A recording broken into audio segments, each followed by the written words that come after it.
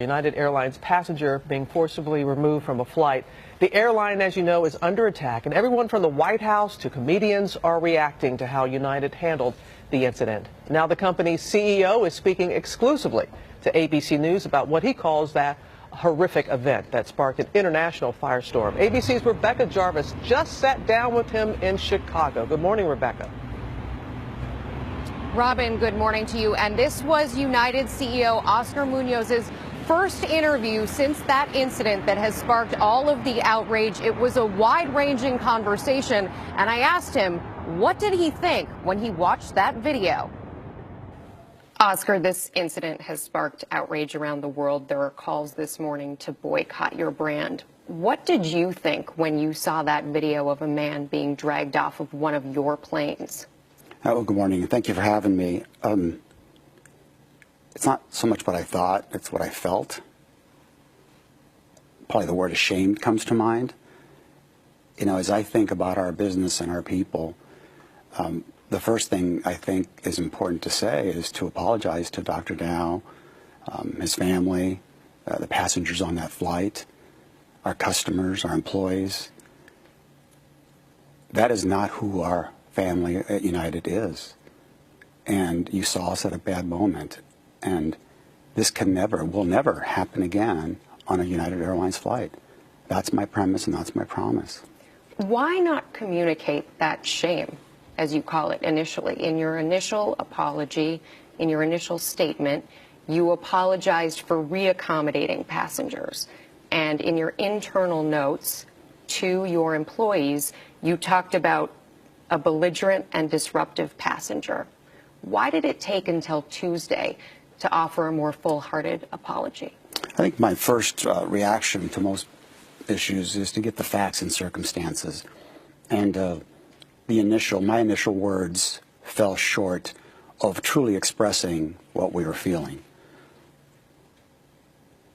And that's something that I've learned from. The expression of apology, and specific to the folks I mentioned before, is an important part of a conversation like this because, again, that shame and embarrassment was pretty palpable for me and for a lot of our family. You said this will never happen again. What will you be doing to ensure that promise? Well, as I've outlined in some of my messaging, is really around reviewing a fairly deep and thorough review of a lot of our policies that support this. Specifically, if I were to be here today as I am, I would tell you that the use of law enforcement aboard an aircraft has to be looked at very carefully. They're clearly there for a purpose of safety, and we want to make sure they protect us. But for other reasons, I think that's a policy we have to absolutely relook at. What went wrong in this scenario? It was a system failure. We have not provided our frontline supervisors and managers and individuals with the proper tools, policies, procedures that allow them to use their common sense. They all have an incredible amount of common sense, and this issue could have been solved by that. That's on me. I have to fix that. And I think that's something that we can do.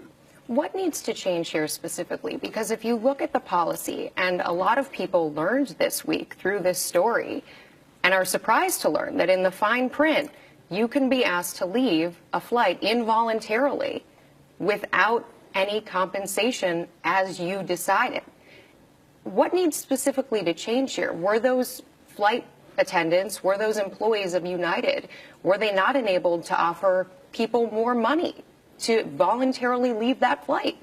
I think, again, back to the broader system issue, I think there's many of those points that I think we need to relook at. There is an incentive program that works pretty well outside of the gate.